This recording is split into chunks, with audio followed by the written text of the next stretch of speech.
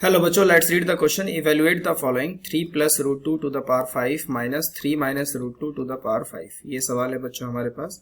इस सवाल में हम अपना पहले की कॉन्सेप्ट देख लेते हैं. की कॉन्सेप्ट हमारे पास यहाँ पे क्या रहेगा? Binomial expansion. Binomial expansion. अब बाइनोमियल एक्सपेंशन के लिए जैसे मान लीजिए हमारे पास a प्लस बी की पावर 5 है. जितनी भी पावर होती है बाइनोमियल टर्म्स में, जैसे a प्लस बी की पावर n हो गई, तो उसमें n प्लस 1 टर्म्स होते हैं. तो यहाँ पावर 5 है तो यहाँ टोटल 6 टर्म होंगे. हम उसे ऐसे लिखेंगे t0 plus t1 plus t2 plus t3 plus t4 plus t5. इसी तरीके से a माइनस बी की पावर 5 हमारे पास क्या होगा? t0 minus t1 plus t2 minus t3 minus t4 plus t4 minus t5.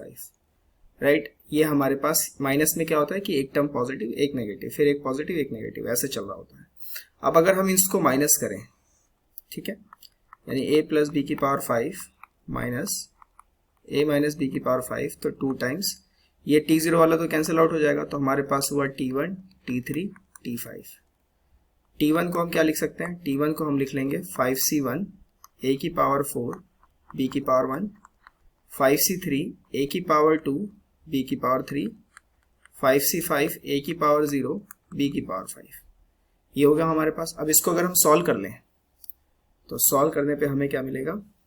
2 times we get 5c1 होता है 5, so this is 5 a की power 4 into b plus 5c3 10 a square b की cube plus 5c5 1, this is also 1, so b की power 5. ये हो गया हमारे पास. अब यहाँ पे अगर हम कंपेयर करें अपने सवाल से, तो a की जगह पे कितना है बच्चों मेरे पास? 3, और b की जगह पे है √2. हेयर a इक्वल्स टू 3 और b की जगह है √2.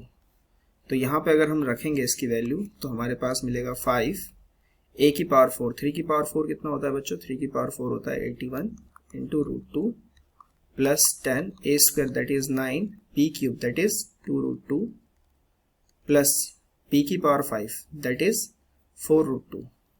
राइट. सो हमारे पास ये कितना आया? हमारे पास ये आया 504√2. This is 180√2 plus 4√2. ठीक है. अब इसको थोड़ा कैलकुलेट कर लें. ये हो जाएगा 589√2, और इसको अगर आप 2 से मल्टीप्लाई करेंगे दिस विल बी 1178√2. तो इस सवाल का आंसर क्या होगा? 1178√2, 1178√2. राइट.